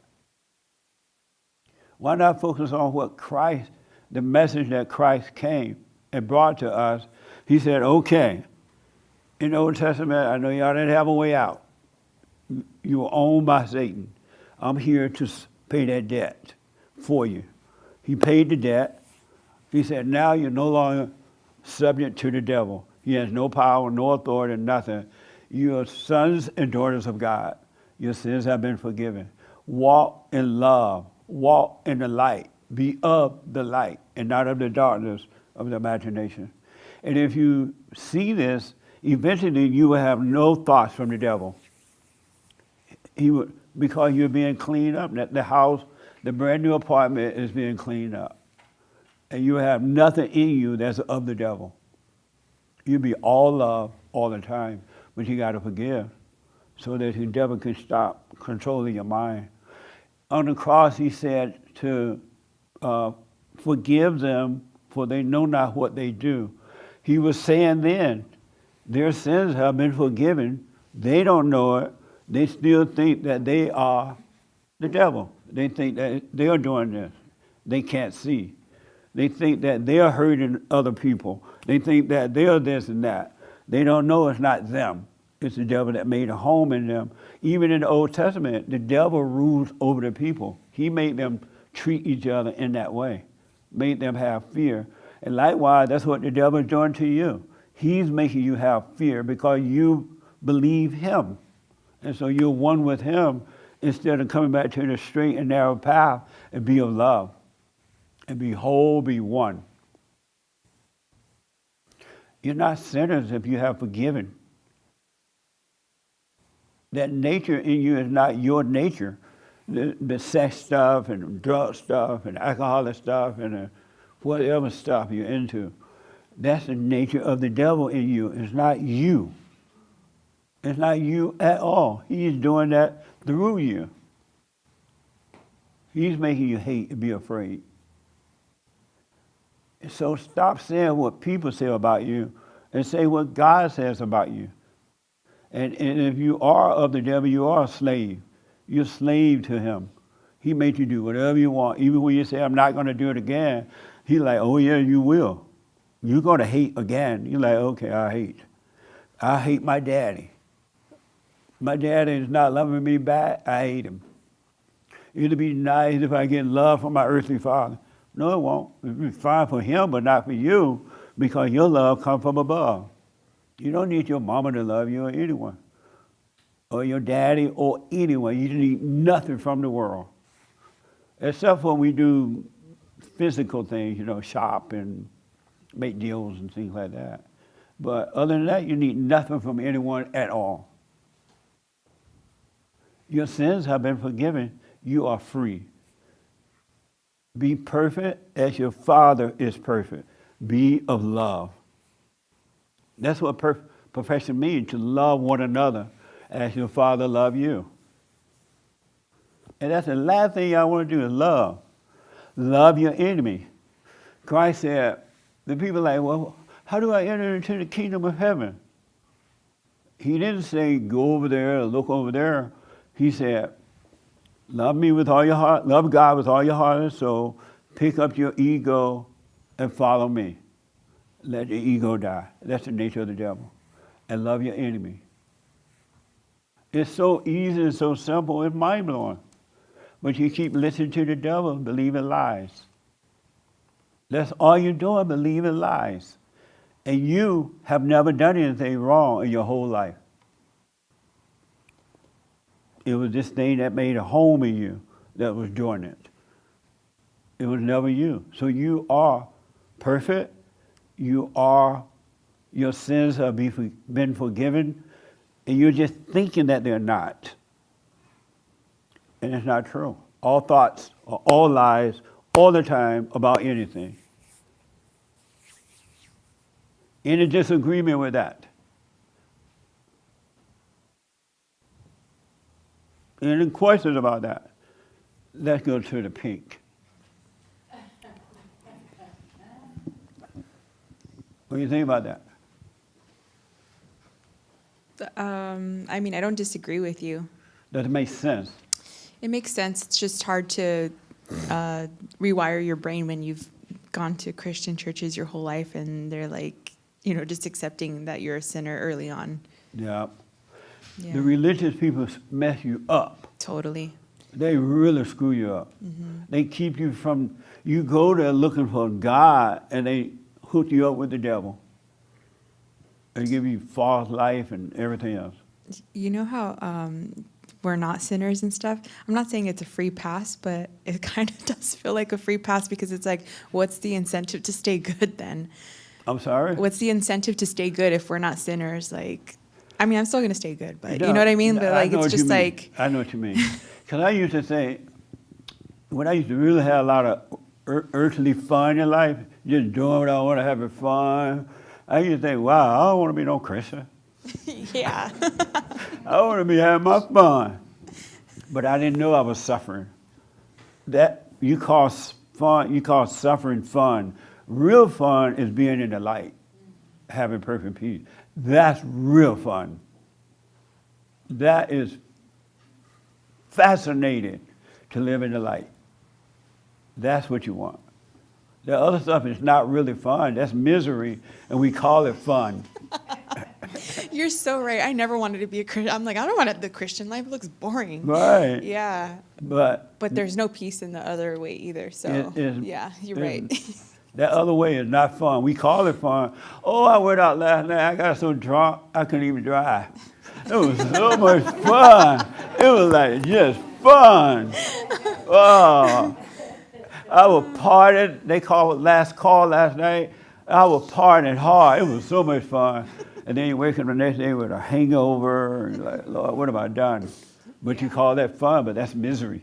Yeah, you're right. You call woe unto the man that call good evil and evil good. We call it evil good. We say that's fun. But it's fun being free. It really, really is. That make sense? Yes, it does. Yeah. And the devil tell you, oh, you're not going to have fun if you give up this. You're not going to have fun if you give up drinking, or if you don't go to the party, or if you don't do this or do that. The devil's telling you that your life's going to be boring. It's going to be boring to be by yourself. Or when you're with people, now the stuff they talk about doesn't even make sense. You don't want to participate in their discussion, but you're going to be having fun listening to the dummies talk about nothing. So sitting around judging. Uh-huh. No, I get it. Yeah. It's going to be fun. Amazing, huh? If you want to know what fun is, stop being fascinated with your misery. People that's in misery, they are fascinated with misery. They love to hate. They get a joy from judging and being worried and being afraid. It's fascinating to them. That's why they don't give it up. I saw this young lady first, and then her mother, yeah. I went to. I keep mentioning it because it was so much fun. All right, that's the only reason I keep mentioning it. When I went to the party, to Ye's event, I was bouncing like this. It was so much fun. It was like, I'm like, what the? But if I had been one of those Christians, I wouldn't have been gone. No, I'm a Christian. I'm not going to Ye stuff. I'm a Christian. What would the people say if they see me at the party? Jesus went to the wedding. Remember Jesus went to the wedding? And he had fun. He had fun at the wedding. And the reason Jesus had fun is because he was whole and his environment could not corrupt him anymore. He and the Father were one. The Father and I are one, he said. And so wherever he's going to maintain being one. He's not going to be corrupt at the party. He's going to enjoy it. He's going to laugh and talk. May have had a little wine since he made the wine. And so, but he was one. When you become whole, you no longer be corrupted by your environment. You can be anywhere. Because you got to associate with people. You got to hang out with them. You got to get to know them. You know, go to this event. But if you go to that event as a whole person, you're going to leave as a whole person. If you go to whatever place, Christ had to go and talk to some of the worst evil demons and people ever, but he was whole, so he wasn't corrupted by the demons that he healed because he was one with the Father. And so will you be if you forgive and stay present. Go ahead. I'm sorry about that. Oh, I'm not sorry, but yes. Oh, no, it's okay, Jesse. Lately I've been, it kind of just came into my mind that why is it so easy to surrender to Satan, and it's like so difficult to surrender to God? Jesus surrendered completely to the will of his Father, and I see that I'm like, I don't consider myself a sinner. I stopped calling myself those kinds of names, or titles, whatever you want to call it, but yet I could see that I'm surrendering. I do surrender to Satan still at times, and I'm noticing it when I'm most comfortable in my thoughts. That's when I'm already there with him. But I'm not sure that, like, if I'm with God, I know I wouldn't be thinking about anything, but I could see the comfort that I get from having Satan's company. And I'll just say that it's like sometimes you feel you're like on top of the mountain, and then other times you feel like you're in the valley. Oh, okay. When you feel like you're on top of the mountain, you're in the valley. When you feel like you're in the valley, you're in the valley. What you don't know, and you'll come to know, is that when you're present with God, there are no feelings, there's no thoughts, there's no thinking, there's no anything but living. It's just life only. And you don't have to think about anything. It just happens. You just have life. I was telling Hate the other day in the office, it's so interesting. What did I tell you that? How interesting God is, He requires nothing of us. I don't know who I was saying that to, but it's so interesting in that only thing God asks us to do is to forgive, admit that we're wrong, and then everything else is just kind of laid out for you. Nothing else is required. It's like living in hell. When you're in hell, hell just dump on you. Hell just needs you to be present with it. That's how it is with God. God just wants you to be present with Him, and everything just happens. Everything works out for you. You don't have to worry about anything. You don't have to fight for anything. Even when you're in a negotiation with someone about something, if you don't want it too bad, don't want it that badly that you can't walk away from it. It will be yours. And if it's not yours, it's nothing. It's like nothing lost, nothing gained. But you have to not want for anything, but in the presence of God, you don't want for anything, including love or anything. You have it all. And it's interesting to live that way. I see there's nothing I can do about anything. Even when I'm like, I'll have like a little feeling of like defeat in the back of my head, but then like I'm starting to see like there's nothing I can say, nothing I can do, and that God is already like, he's doing the work in the background. Yeah. I don't have to really do anything, but Nothing. it's tough being in the valley at times. It's tough. It's hell in the valley. But what you don't know yet, and you're working on it, stay with it, in the valley is just a thought. I'm thinking maybe I'll tell Doug this. Was I telling you that? Yep. Yeah. Just think about this. It's just a thought. It's just a thought. It's nothing else. And that thought is lying to you about you. It's lying to you about who you are. It's lying to you about your fellow man, your neighbor. They tell you, look at that person, they're so mean. You ought to be mean back to them. Look at them. Or this thought would tell you, if you look at someone, I'm looking at Danielle right now, right? The thoughts tell me that I see Danielle, but I don't with the thoughts. I'm looking at a physical body, but I don't see her. The only way I can see Danielle, the real true her, I gotta love her. And I have anger that I can see what's really going on. I can see the real person, and I love the real person, and I won't hate this thing in her body that's trying to make her be mean and whatever, right? Whatever it is. But the thoughts tell you, you're looking at that person, and you think because you see the physical person that you're seeing the person, and you're not. Because that physical person is not the person. That physical person is in the body, but that's not the person, but you judge the body because you're lost too. You think you're your body. You don't even see the person yet. I can mention this. I know somebody, and when I see them, they seem so nice. They're like, if you saw them right now walking down the road, you'd think, this is one of the nicest. Oh, you're so nice.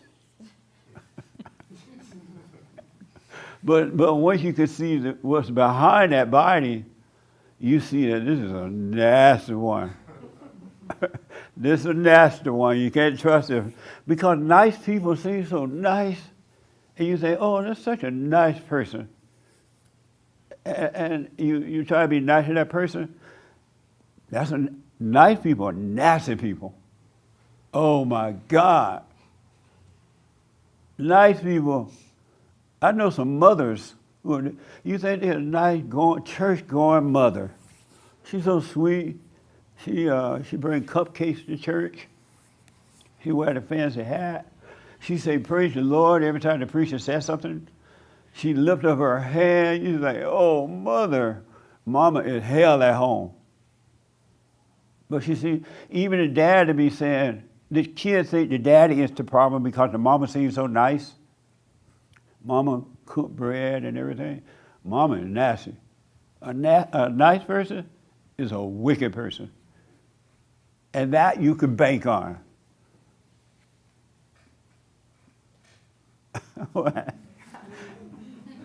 But you gonna, even in that, you still gonna know that that's not that person. It's something else driving that person. And you won't judge them. You'll speak up, but you won't judge them. You won't hate them for it. Amazing. Anything else? The last thing is, while we're going through the survey, this You are topic, not a sinner nor a saint, by the way. Go ahead. So it just like, is it harder for women to surrender to the will of God when they grew up without a father? I guess a little piece of father better than no father, huh? Probably so, yeah. Because they got the whole spirit of the mother. And the spirit of the mother is evil. And it's not her, but it's the spirit in the mind, in the body, but not in her. Yeah, so yeah, it would be harder. Okay, thank you. All right. Amazing. Yes, Hassan.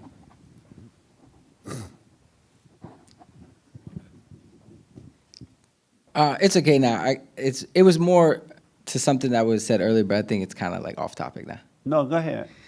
Well, I don't want to speak for her, but when she was saying the free pass concept of like, oh, it feels like we just have a free pass.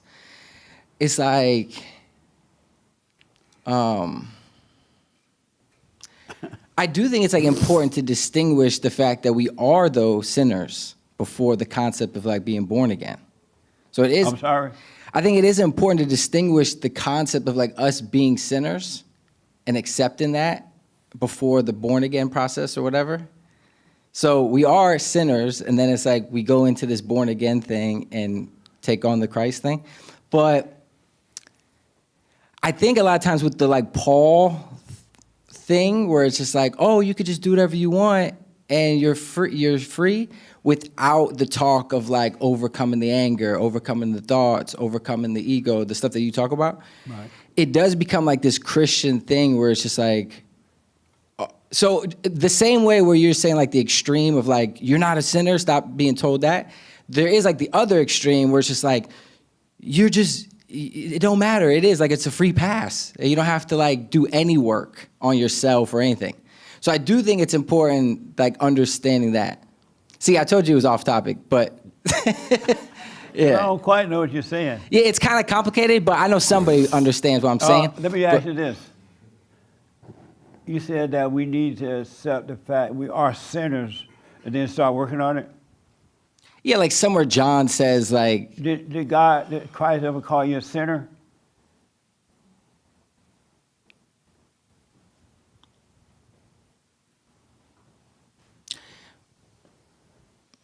Anybody know, did Christ ever say you were a sinner? No. Nobody knows? We have in the Bible, where's the James? All we need is white people around to help us think, right? But anyway, go ahead. Did Christ ever say you were a sinner? But we are born into sin, correct? Right. But did Christ ever say you were a sinner?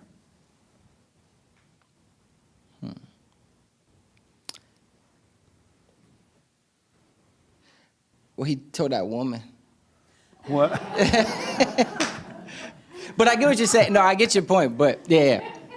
But the born again concept, though, right? For us to like admit that we're wrong, and you know.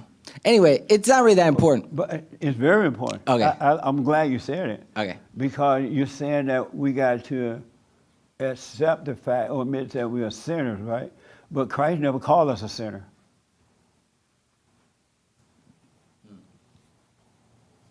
Have you ever thought about that?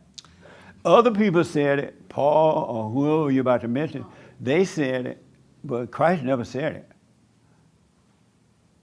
And people are going to always twist the truth. You can tell one person one thing, and by the time you get to the third person, it changed. It's another story. But Christ never called us sinners. Am I wrong? Yeah, no, that's true. So why would we want to accept something that he never called us? Yeah. Hey, did Christ ever call us sinners? I don't know. Okay, all right. And so why would you want to call yourself something that he never called you? He did say we must forgive. That's what he wanted us to be, of love. We are children of God. We are love. We just got off the path of love and believed the lie of hate. We play God, but he never called us a sinner. Other people did, but never God. Never Christ nor God. Yes, sir. That's very, yeah. That makes sense? Yes, sir. So why should we want to accept that then, that concept?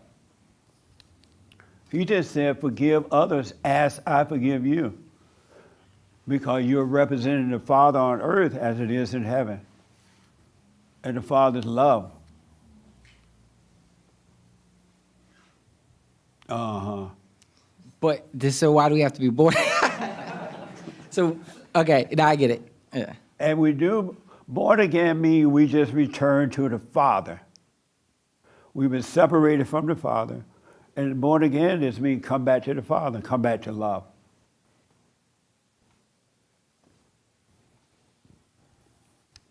Yes, sir. All right, uh-huh. Did I see your hand? Okay. Because of time, go ahead.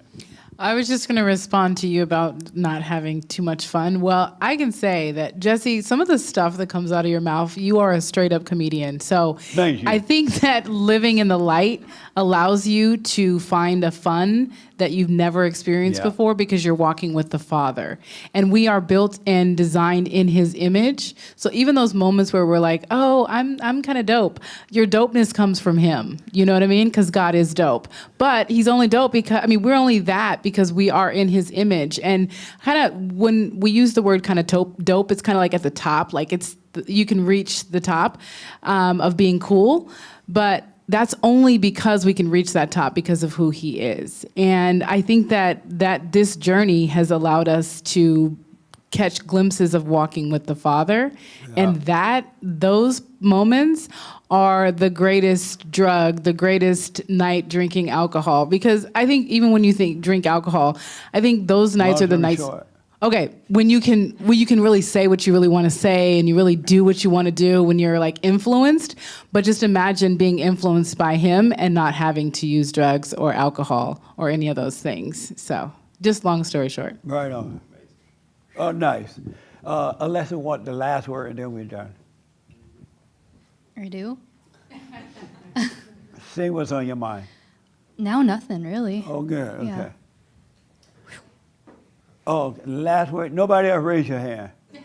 Yes, because I am totally out of time. I'll be quick. I think whatever I understood from the conversations over there, the concept of us thinking we're sinners, if we never thought we were sinners, then we wouldn't work on ourselves. That's right. That's how I started. Yeah, that's a good point. If you've never been told you were a sinner, there will be nothing to work on. You only think you have something to work on because you told you're a sinner, you got something to work on. Amazing point. You've been lied to. You're neither sinner nor saint. You're neither right nor wrong. You've never done right nor wrong. You are not in control of anything. You're controlled by evil and emotions, because with thoughts come emotions, and all emotions are evil. Or you're controlled by love. You and God have the same mind. Just like when you're in your thought, you and Satan have the same mind. You have the mind of the devil. You speak like the devil, you walk like the devil, you treat others and yourself like the devil, because you have the mindset of the devil, and that's what's driving, of evil. And we have the mindset of God, you walk in love. You think like God. You know His thoughts. You know His way. You know everything. You're not sinner. We asked about that.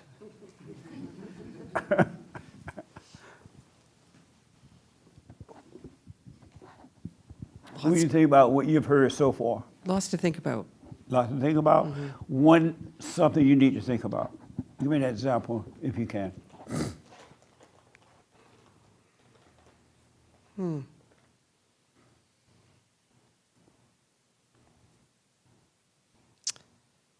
Just maybe looking inside and figuring out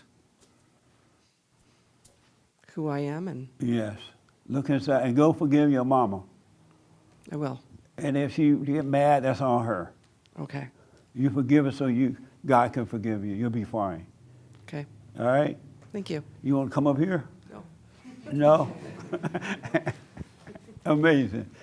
So I am out of time, but you're not a sinner.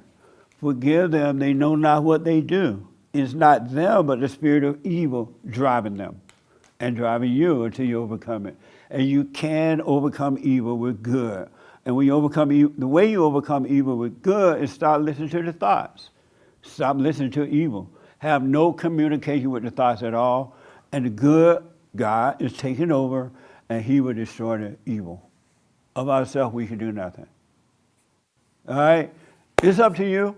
But amazing, brand new biblical question. What is a hate?